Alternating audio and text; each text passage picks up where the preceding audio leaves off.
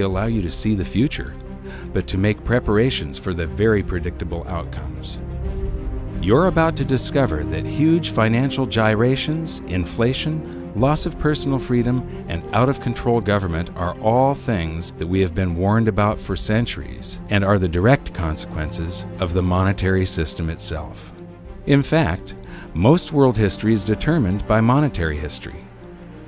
So what lessons can we take from the past to help us navigate the perfect economic storm that awaits us?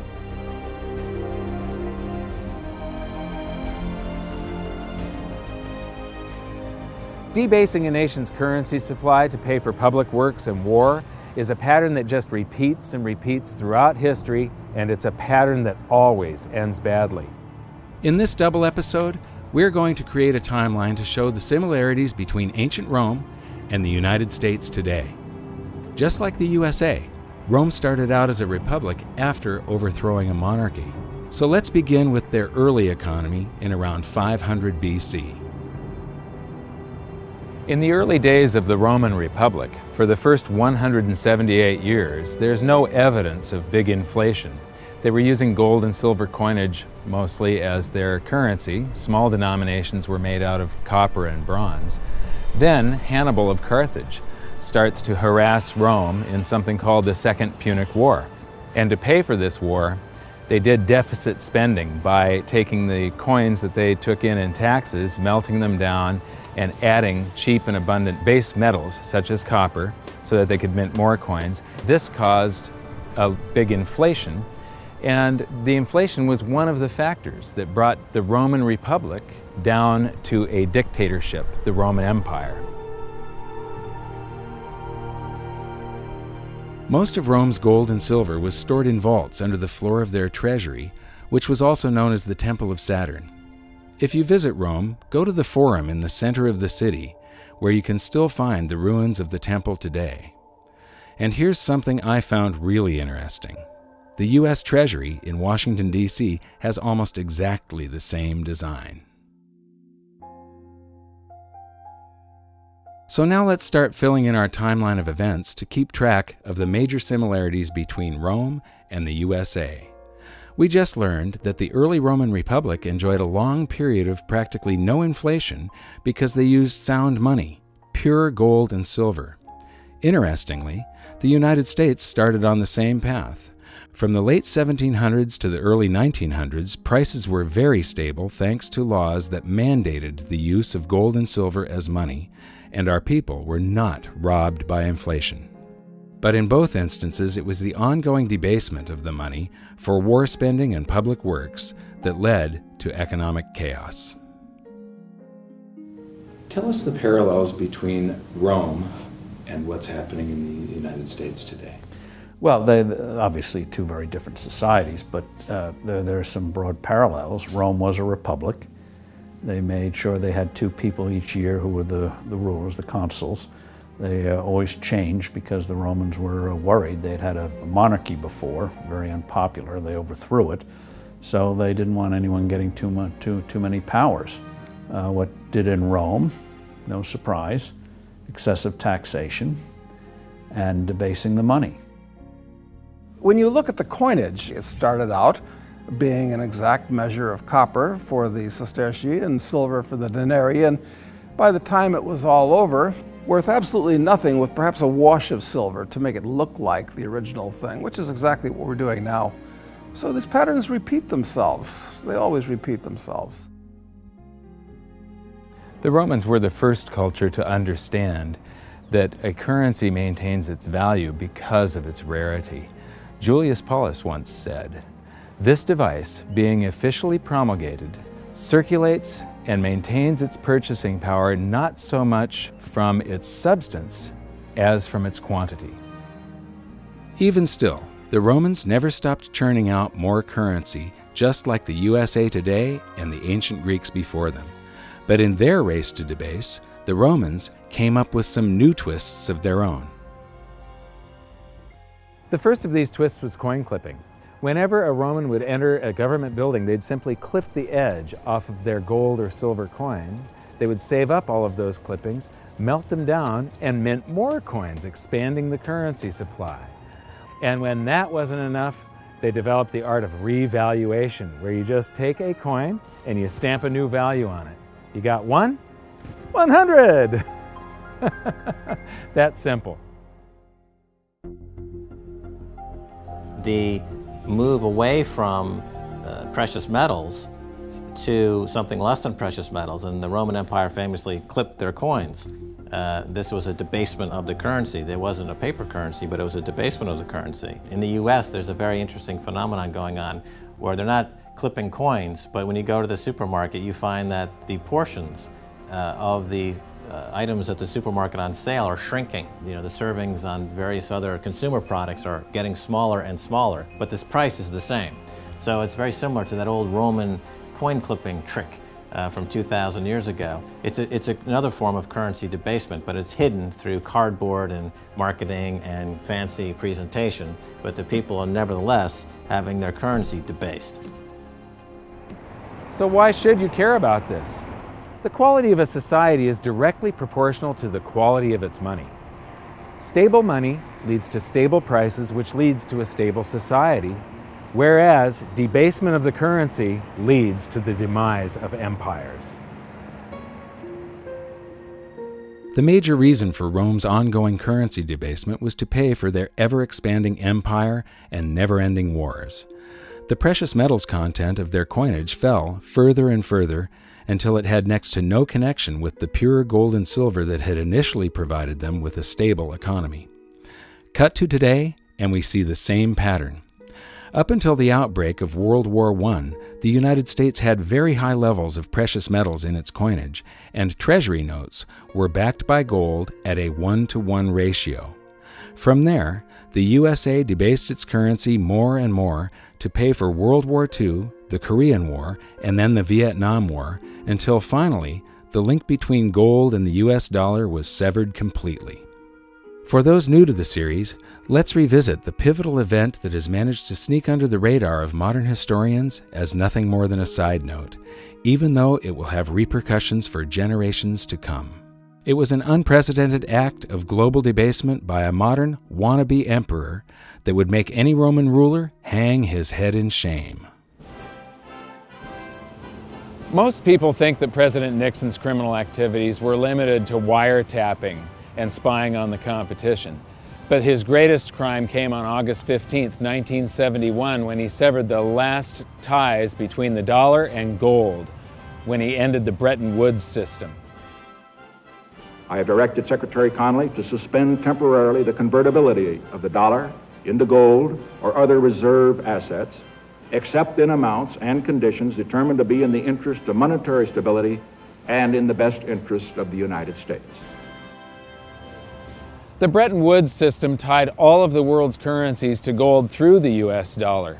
But instead of running out and hanging the guy when he took the world off of gold, the world just yawned and accepted that we were now on a fiat currency system, that we were now on this infinitely expanding system, that we no longer had money, we had currency. Money should be a fixed measure of value. It's like 5,280 feet in a mile, or 12 inches in a foot. I gave you the example. Imagine trying to build a house, say 2,500 square feet. If the foot changed each day, it was 12 inches one day, 10 the next, 20 the next. Very hard to do if that's changing. Well, or the clock. The 60 minutes an hour. Imagine if they floated the clock. So you had 60 minutes an hour one day, 30 the next, 90 the next. You'd soon have to have hedges, derivatives, futures to figure out how many hours you're working. You're baking a cake. I love this example. And it says bake the batter for 45 minutes. Then you have to figure out, is that inflation adjusted minutes? Is it a California minute, a Nevada minute? Just makes life infinitely complicated. So when you have a fixed measure, when you go to the market, you assume if you're getting 16 ounces of liquid, it's 16, not 13, not 18. Just makes commerce, which is the source of wealth, people doing things with each other, infinitely easier. It is very odd that we've established a situation where what people do is scramble to borrow liabilities. Certainly, I guess, the most attractive liability in the world, or put a different way, the most attractive free trading lie on the planet is the US dollar. We joke in investment conferences it's the worst currency in the world, except all the others. If you're going to trade in a lie, it better be a liquid lie.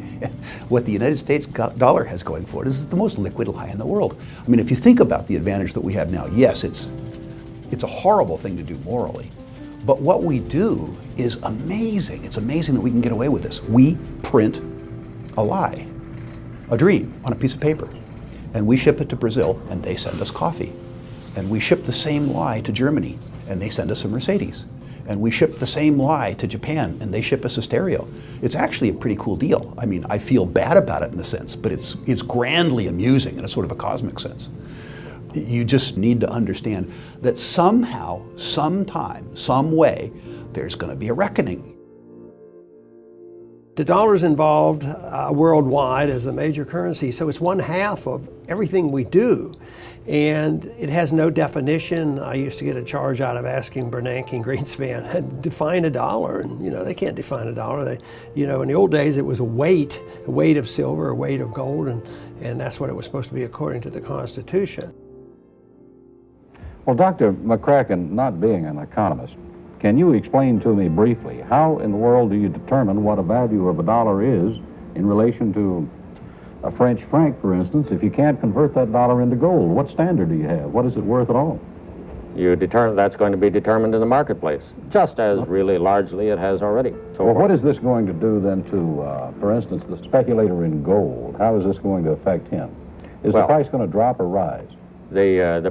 The official price of gold, of course, has not been changed. That was not a part of this program at all, nor is that contemplated.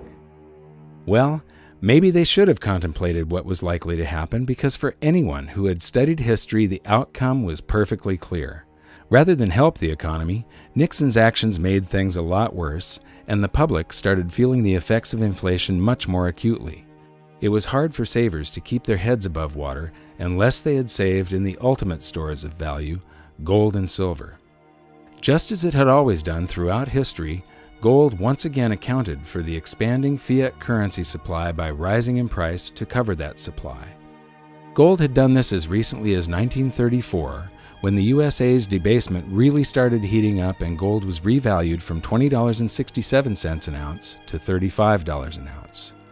Now the process began again as the public bid the price up from $35 an ounce in 1971, climbing all the way to $850 an ounce in 1980, easily accounting for the massive quantities of currency the USA had conjured out of thin air now that Nixon had removed all restrictions. Gold had once again held an out-of-control currency to answer. Getting back to the Julius Paulus quote about the value of a currency being decided by the quantity rather than the content, one of the biggest economic hurdles that mankind repeatedly trips on is that we have never been able to control the quantity of currency. And this is one of the reasons why gold has always been the ultimate money. It can't be printed and it keeps us in check.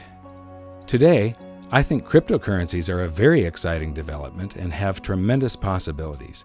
The bottom line is that governments have a long history of trying to cheat gold, either through debasement or manipulation of the markets. But here's the thing. In the end, gold always wins. And that brings us back to the Romans, who went through many cycles of currency debasement for war spending, then inflation being felt by the public, then revaluation of the currency, then more debasement for deficit spending on war, resulting in even more inflation being felt by the public. The cycle repeated again and again. Those who were able to hold gold outside the official system maintained their purchasing power. Those who did not suffered greatly. In 270 AD, Emperor Aurelian took power and had the now worthless official coinage recalled and minted again to contain a small amount of silver, just 5%. This act brought a new vitality to Rome, but unfortunately it was short-lived as government after government gave in to the temptation of spending beyond their means. Eventually, wars were funded by levying huge taxes on businesses and the rich. This only had the effect of closing down many essential businesses. The more meddling the government did with the economy, the worse things became. The government started confiscating private property by force to fill their empty state coffers. Rome was sliding into ruin. And that brings us to Emperor Diocletian.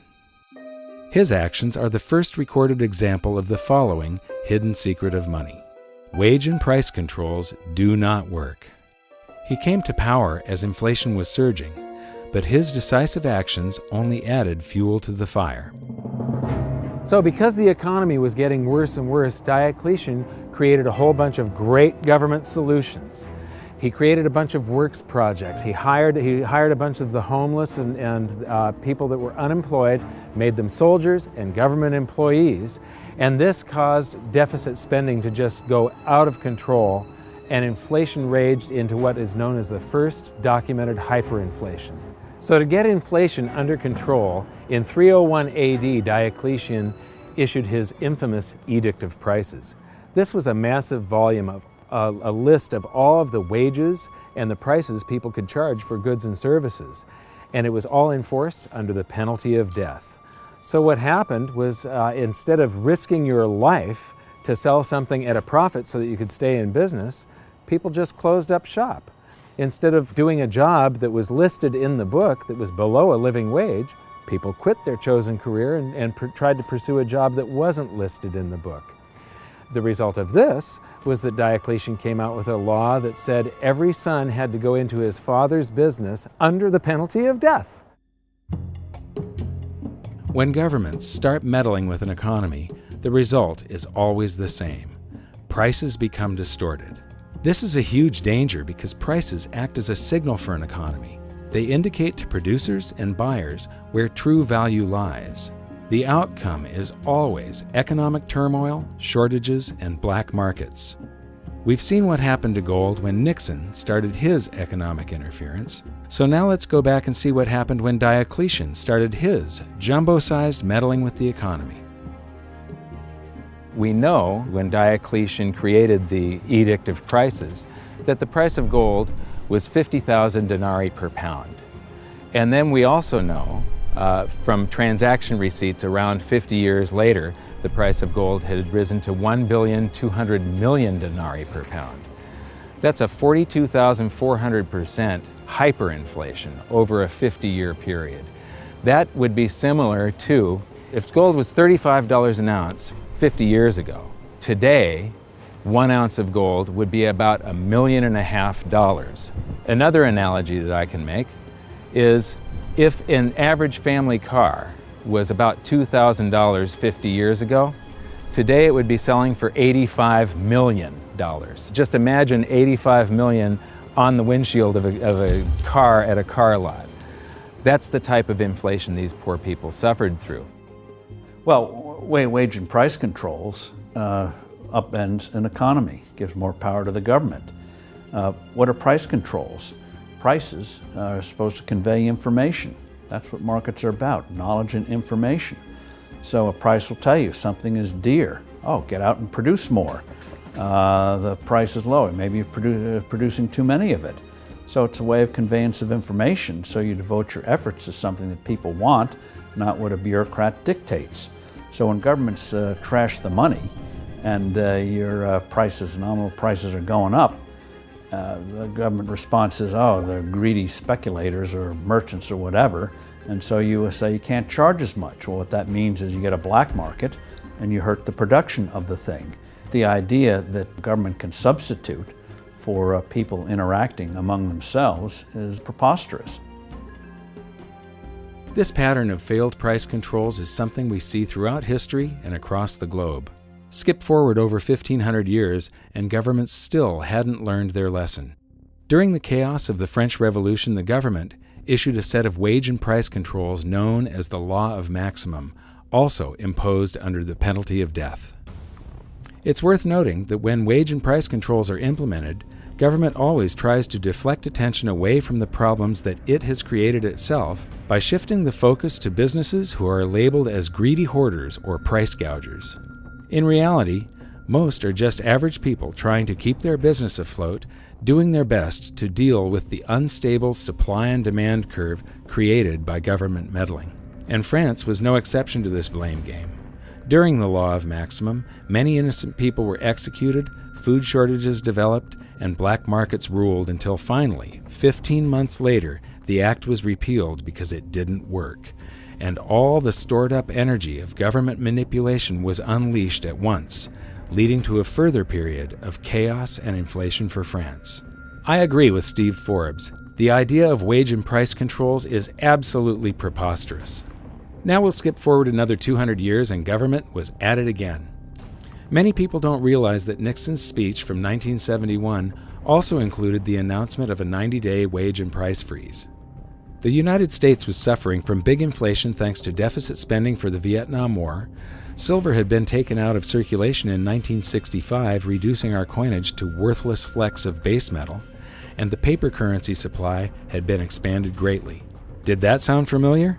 Just like Diocletian, Nixon's team of economic boffins thought they could curb inflation by fixing wages and prices. The time has come for decisive action, action that will break the vicious circle of spiraling prices and costs. I am today ordering a freeze on all prices and wages throughout the United States for a period of 90 days. Working together, we will break the back of inflation.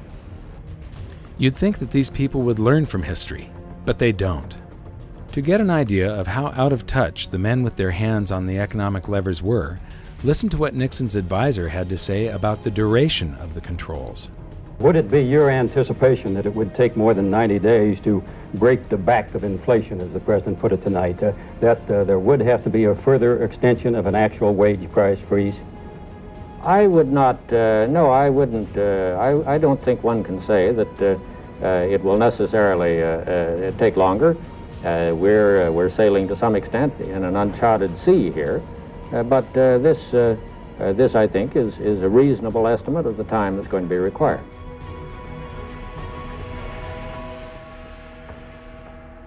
Glenn Rather.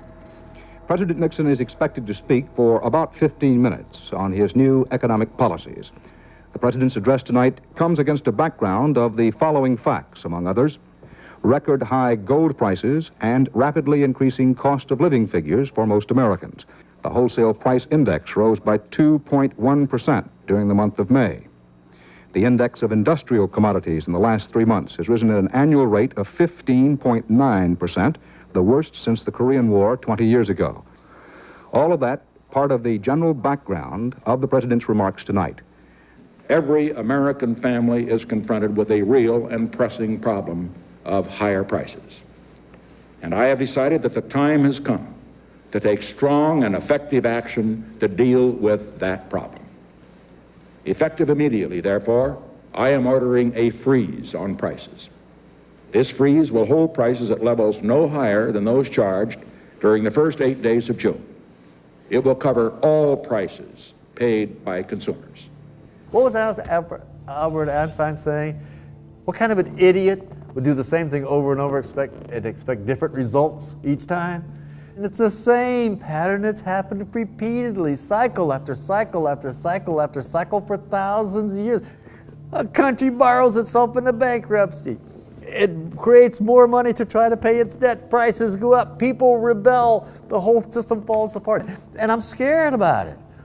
Countries collapse over this. They go to war about this kind of thing. Rebellion in the street, overthrows of government, the whole 9 yards. There is nothing to be gained from inflation and everything to lose, and we're going to lose everything. Around the world, people don't seem to realize that government intervention always makes things worse. It's the government manipulating things. Whenever you manipulate something and try and control it over here, and not allow the free markets to balance everything all by themselves, something comes squirting out way over here that you just don't expect. For instance, the dot-com bubble popped in 2000. Alan Greenspan lowered interest rates to try and get the stock markets back up again, and he accidentally created a real estate bubble that's now devastating the world. Back during World War I, they inflated the currency supply tremendously. The Federal Reserve was born just at the beginning of World War I. We added to the currency supply by adding bonds to back our currency along with gold.